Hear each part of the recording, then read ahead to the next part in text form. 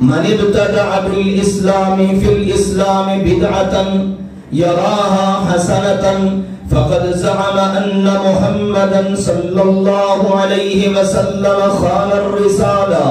جو بندہ اسلام کے اندر کوئی نئی چیز ایجاد کرے، نیا کام، نیا ذکر، نیا درود، نیا وظیفہ، نیا جشن، نیا کچھ، جو بندہ بھی کوئی ایسا کام ایجاد کرے، کوئی ایسا نیا کام کہ جس کا وجود نبی پاک سے نہیں، صحابہ کرام سے نہیں، اور وہ اس کو نیکی سمجھتا ہے، وہ اپنے عمل سے اس بات کا دعویدار ہے کہ معاذ اللہ ثم معاذ اللہ، اللہ کے رسول محمد صلی اللہ علیہ وسلم نے تو خیانت کی ہے،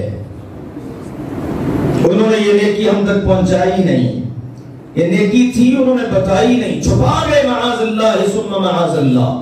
پھر فرماتے ہیں اقرأوا قول اللہ تبارک و تعالی، تم اللہ تعالیٰ کا یہ فرمان پڑھ لو، اليوم اکملت لکم دینکم واتممت علیکم نعمتی ورضیت لکم الاسلام دینا. یہ آیت مبارکہ رسول پاک پر اتری، اللہ نے کہا میں نے تمہارا دین تمہارے لیے مکمل کر دیا اور اپنی نعمت کو تم پر پورا کر دیا، اور تمہارے لیے اسلام کو دین کے طور پر پسند کر لیا. تم مسلمان ہو، اللہ کی اس بات پر بس اکتفا کرو، دین مکمل اللہ نے مکمل پہنچایا، رسول پاک نے آگے مکمل پہنچا دیا. پھر آگے دو باتیں مزید فرمانے لگے، فرماتے ہیں وَلَا يَصْلُحُ آخِرُ هَذِهِ الْأُمَّةِ إِلَّا بِمَا صَلُحَ بِهِ أَوَّلُهَا. اس امت کے آخر کی اصلاح بھی اسی طریقے پر ہو سکتی ہے جس طریقے پر امت کے پہلے حصے کی اصلاح ہوئی. اب غور کر لیجئے، صحابہ کرام سے ابتدا ہوئی نا، وہ اول تھے اس امت کا. کون سا گناہ جرم تھا جو اس وقت زمانہ جاہلیت میں موجود نہ تھا؟ اصلاح ہو گئی، درستگی ہو گئی، ٹھیک ہو گئے. بڑے بڑے نامی گرامی قسم کے گناہگار وقت کے اللہ کے سب سے بڑے ولی بن گئے، جو چلتے زمین پر تھے اور چلنے کی آواز جنت میں آیا کرتی تھی.